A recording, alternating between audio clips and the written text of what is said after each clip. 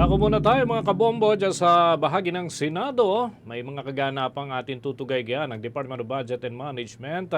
Yung state universities and colleges ay dapat daw tiyakin na may sapat na pondo para naman sa 2.27 milyon na mga estudyante sa 2026. Ayan at iba pang mga balita. Tinutukan ni Bombo J. Galvez. Nanawagan si Senador Bam Aquino na dapat tiyakin na may sapat na pondo para sa humigit kumulang 2.27 milyong estudyante ng mga state universities and colleges sa 2026. Hinimok niya ang Department of Budget and Management at Commission on Higher Education na makipagtulungan upang matiyak ng enrollment projections sa state universities and colleges ay akma sa pondo na nakalaan sa 2026 national budget at sa mga susunod na appropriations. Ginawa ni Aquino ang pahayag sa budget hearing ng state universities and colleges matapos ipabatid ng Philippine Association of State Universities and Colleges na inaasang madaragdagan ng 300,000 ang kasalukuyang 1.97 milyong estudyante sa 2026. Subalit, hindi tumutugma ang datos ng Department of Budget and Management sa pagtaya ng Philippine Association of State Universities and Colleges na nagdudulot ng 3.29 bilyong pisong kakulangan sa pondo. Binigyan din niya ang kahalaga ng pagtutugma ng enrollment projections at kaakibat na pondo para sa free higher education sa bawat state universities and colleges. Ipinaalala rin niya na bukas ang Committee on Finance na pinamumunuan ni Senator Sherwin Gatchalian na tugunan ng kakulangang ito.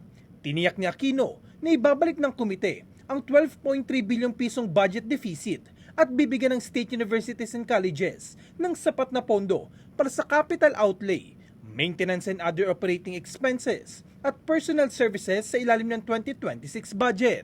Since andito na rin tayo, siguraduhin natin for 2026 yung budget na nakalaan, apart from paying out the deficiency that Senator Legarda brought up, apart from that, now moving forward, yung projections per SUC at yung kaakibat na FHE funding should match, no? Para walang sisihan po, no? Walang sisihan, no?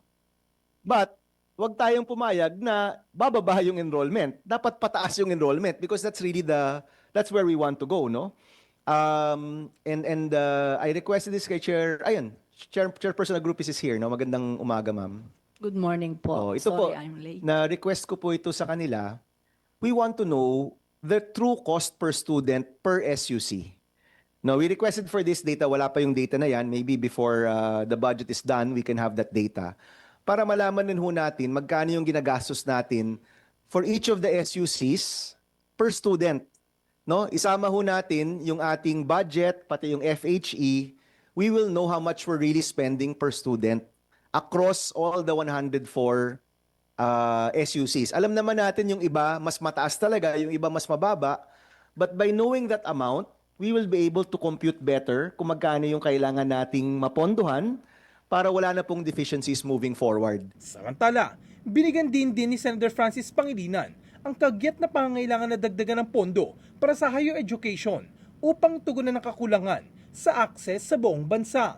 Binanggit ni Pangilinan ang ulat ng Second Congressional Commission on Education kung saan nakasaad na 34.8% lamang ng mga Pilipinong nasa edad kolehiyo ang nakapagtatala sa higher education na mas mababa kumpara sa 41.1% average sa Timog Silangang Asya.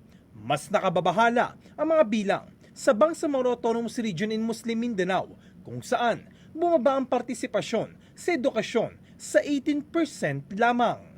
Kailan lang lumabas yung EDCOM2 report at mga kaagyat na hamon na ating hinaharap? For one, participation in higher education remains at 34.8%. Mas mababa sa ASEAN average na 41.1%. Sa ilang rehiyon tulad ng BARM, ang participation ay 18% lang. The numbers on attrition are even more troubling. Nearly 4 out of 10 students nationwide drop out before finishing their courses. Sa BARM ulit, mas matindi. 93.4% ay hindi tumutuloy sa pag-aaral sa kolehiyo. Ang ibig sabihin, meron tayong henerasyon ng kabataan na pinutol ang mga pangarap, nawalan tayo ng mga potensyal na guro, inhinyero, teacher, abogado, health workers na kailangan ng ating bansa.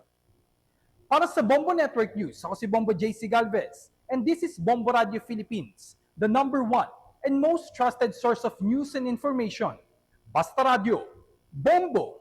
For the most trusted source of news and information, visit our website at www.bomboradio.com. Follow us on Bombo Radio mobile app, Facebook, YouTube, TikTok, and X, formerly Twitter.